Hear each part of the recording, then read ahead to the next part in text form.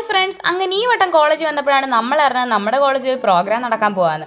നമ്മളെല്ലാവരും ഓൺലൈനിൽ നിന്ന് ഓരോ ഡ്രസ്സൊക്കെ ഓർഡർ ചെയ്തെങ്കിൽ അതാണ് ഷേപ്പ് അടിച്ച് കിട്ടേണ്ട ആവശ്യം ഉണ്ടായിരുന്നു.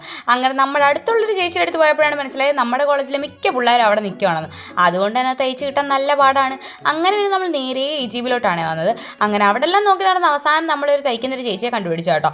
അങ്ങനെ പുള്ളിക്കാരിയുടെ നമ്മളിത് ഡ്രസ്സൊക്കെ ഏൽപ്പിച്ചപ്പോഴത്തേക്കും ചേച്ചി പറഞ്ഞു എന്തായാലും ഒരു അരമണിക്കൂർ എടുക്കുമെന്ന്. അങ്ങനെ അരമണിക്കൂർ കയ്യിലുള്ളതുകൊണ്ട് തന്നെ നമ്മൾ കരുതി എന്തെങ്കിലും പോയി കഴിക്കാമെന്ന്.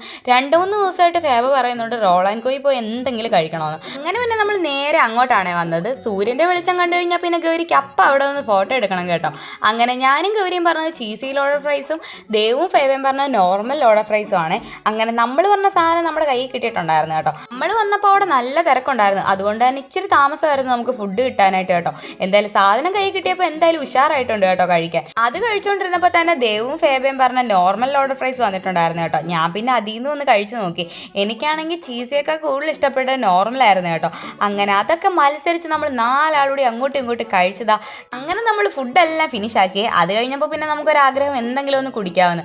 അങ്ങനെ നമ്മൾ 4 ആളും പറഞ്ഞത് ഫ്രഷ് ലൈമാണ്. ഗ്ലാസ് കൈ കിട്ടിയപ്പോഴും നമ്മുടെ കണ്ണ് തെളിപ്പോയി. കാരണം നല്ല ക്വാണ്ടിറ്റി ഉണ്ടായിരുന്നു. പിന്നെ കാശ് കൊടുത്ത് വാങ്ങിച്ചതുകൊണ്ട് തന്നെ നമ്മൾ കഷ്ടപ്പെട്ടിരുന്ന് മൊത്തം കുടിച്ച് തീർത്തു കേട്ടോ. അങ്ങനെ അവിടുന്ന് ഫുഡ് എല്ലാം കഴിഞ്ഞ് ഇറങ്ങിയപ്പോഴത്തേക്കും ഏകദേശം നേരം വൈകിട്ടുണ്ടായിരുന്നു. എന്നിട്ട് നേരെ നമ്മളിത് ആ ചേച്ചിയുടെ അടുത്ത് വന്ന് ഡ്രസ്സൊക്കെ വാങ്ങി കേട്ടോ. സംഗതി എല്ലാം കറക്റ്റായിട്ട് തന്നെ ചേച്ചി തയ്ച്ചൊക്കെ വെച്ചിട്ടുണ്ടായിരുന്നു. അങ്ങനെ ഇന്നത്തെ കലാപരിപാടി എല്ലാം കഴിഞ്ഞിട്ട് നേരെ ഹോസ്റ്റലിലോട്ട് കയറാനുള്ള പരിപാടിയാണ്. അപ്പോൾ ഇന്നത്തേക്ക് ഇത്രേ ഉള്ളൂ. Bye friends.